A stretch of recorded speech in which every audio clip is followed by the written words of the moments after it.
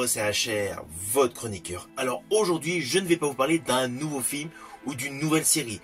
Je vais vous parler d'une pépite, réalisée, écrite et produite par El Maestro Francis Ford Coppola. Ce film a pour titre en version originale The Conversation, en version française Conversation secrète. Alors pourquoi me direz-vous, j'ai décidé de vous parler de ce film porté par Gene Hackman. Tout simplement car à la suite du décès de l'acteur Gene Hackman, plusieurs cinémas ont décidé de lui rendre hommage en diffusant ici et là certains films de sa filmographie. Eh bien sachez qu'actuellement, le cinéma Pathé Gaumont a décidé de ressortir pour le plus grand plaisir des fans ce chef-d'œuvre de Francis Ford Coppola, Conversation secrète. Pour l'occasion, j'ai donc décidé de revenir sur ce très bon film totalement innovant. Ceci dit, avant de voyager dans le temps, retourner en 1974, date à laquelle est sorti ce film, pensez à me mettre en commentaire tout simplement le titre du film que vous préférez avec Gene Hackman. Alors vous avez vu, sur ma chaîne YouTube, j'ai déjà présenté plusieurs films avec cet artiste incontournable. Je pense au film Le Seul Témoin, Patriote, Opération Crépuscule. S'il y a un autre film où vous avez envie tout simplement de découvrir une présentation et surtout des anecdotes, n'hésitez surtout pas à me le mettre en commentaire après avoir vu cette vidéo. Let's go!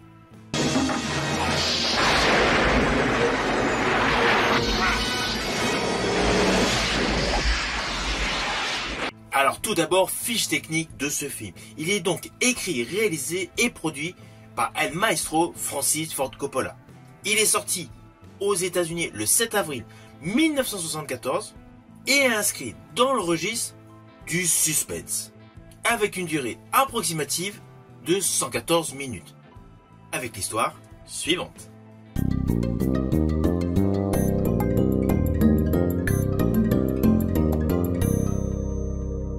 Alors dans ce film, nous découvrons Harry Cole, qui est un expert en surveillance audio. Cet expert est interprété par Gene Hackman. Il est extrêmement reclus et prudent. Ceci dit, il effectue son métier avec beaucoup de détermination en étant extrêmement appliqué. Ainsi, il se retrouve engagé pour enregistrer les conversations d'un jeune couple. En captant leurs échanges, il distingue une phrase ambiguë qui l'obsède. De ce fait, il n'a de cesse de penser à des implications dangereuses suite à son travail. Peu à peu, il s'interroge donc sur le sens réel de ce qu'il a pu capter avec ses bandes magnétiques.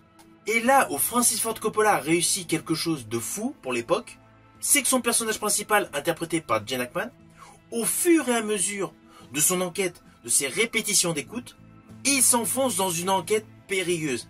Et parallèlement, sa vie privée, son isolement, ses peurs et ses culpabilités remontent à la surface. De ce fait, le film de Francis Ford Coppola joue habilement sur de nombreuses incertitudes. Car in fine, ce qu'on a entendu, est-ce réel?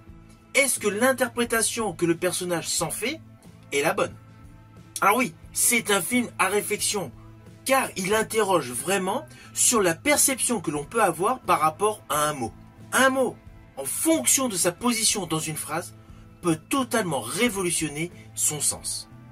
Alors, ne vous inquiétez pas, je ne vais pas du tout vous dévoiler le final de ce film, mais ce film a un twist de folie, quelque chose de totalement imprévisible. Pourtant, il y a pléthore de choses qui se passent, car on découvre même, en plan visuel, ce qu'imagine l'acteur Gene Hackman. Ah oui, je vous préviens tout de suite, il y a un sentiment de répétition, mais c'est logique, car le personnage principal n'a de cesse de réécouter la bande. Donc l'ouverture de film se fait sur le couple qui est justement écouté, qui est surveillé, qui déambule dans un parc. Ils discutent, la jeune femme fait une certaine réflexion sur un clochard qui se retrouve affalé sur un banc en se disant « il a été enfant comme tout le monde, on n'aurait jamais pu imaginer son devenir ».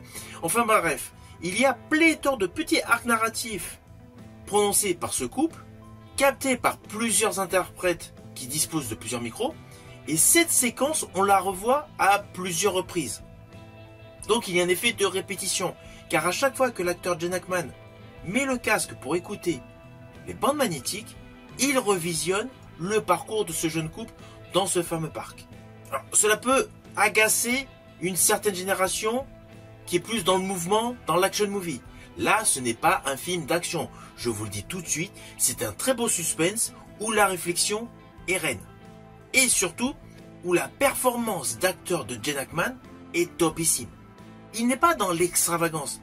Il n'est pas dans le combat, dans son côté très massif. Là, il est dans l'introspection, la peur, la crainte et surtout l'angoisse que ce qu'il a découvert peut peut-être amener à un meurtre. Ainsi, son rôle est totalement ambigu. On s'aperçoit même qu'in fine, il n'a pas de véritable vie sentimentale, de vie perso. Il retrouve à un moment précis une conquête dans un appartement, c'est extrêmement fugace. Il a l'esprit tout le temps ailleurs. De même, lorsqu'une femme, à la suite d'une soirée, lui fait des avances, on a l'impression que la femme parle à un mur.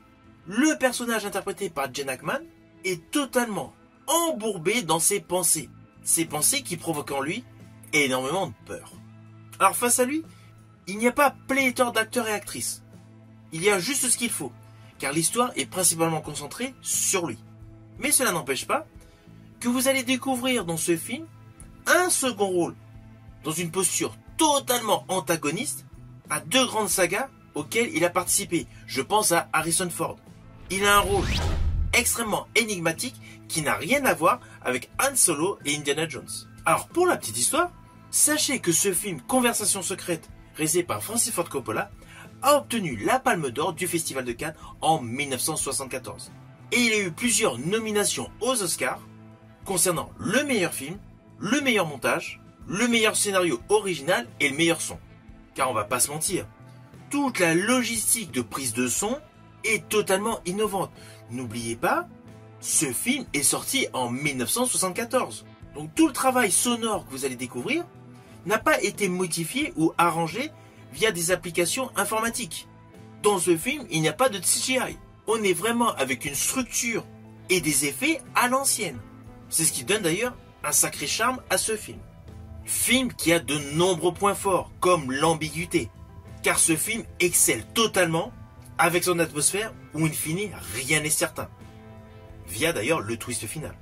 Tout le montage avec les brides de son, les sons parasites et les silences accentue un côté anxiogène et étrange. Ce qui implicitement, naturellement, déforme la réalité. L'autre point fort qui est selon moi fondamental dans ce film est le personnage Henry Cole, le personnage interprété par Gene Hackman. En fait, c'est plus qu'un détective. Il a une réelle introspection par rapport à son métier. C'est un homme torturé et hanté par une ancienne mission au cœur de son travail. Vous allez voir donc, il a un refus total de s'engager auprès des femmes. Il vit totalement en ermite. À cela s'ajoute certes une musique de David Shore, mais qui est très légère, elle est très atténuée, pour laisser place, pour donner de l'ampleur à justement toutes ces prises de son avec ces bruits de parasites, ces bandes magnétiques à la lecture à répétition. On va pas se mentir, tout l'aspect sonore de ce film est une plus-value. Que ce soit les niveaux d'écoute, les interférences ou les extraits superposés. Cela rajoute une tension narrative et émotionnelle, car cela déboussole totalement le personnage interprété par Gene Hackman. Moi perso, j'estime que sa prestation fait partie de ses meilleures sur l'ensemble de sa filmographie. On ressent vraiment toutes les craintes, le stress qu'il subit à la suite de l'écoute des bandes magnétiques.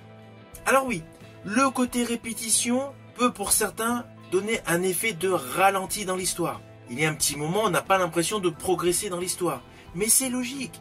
C'est uniquement pour nous montrer que l'acteur est en train de plonger. Enfin, le personnage, interprété par l'acteur Gene Hackman, est en train de plonger dans un dédale d'enfer où réel et irréel se mélangent totalement. On va pas se mentir. Une fois que vous aurez vu la totalité du film, le final va complètement vous retourner la tête.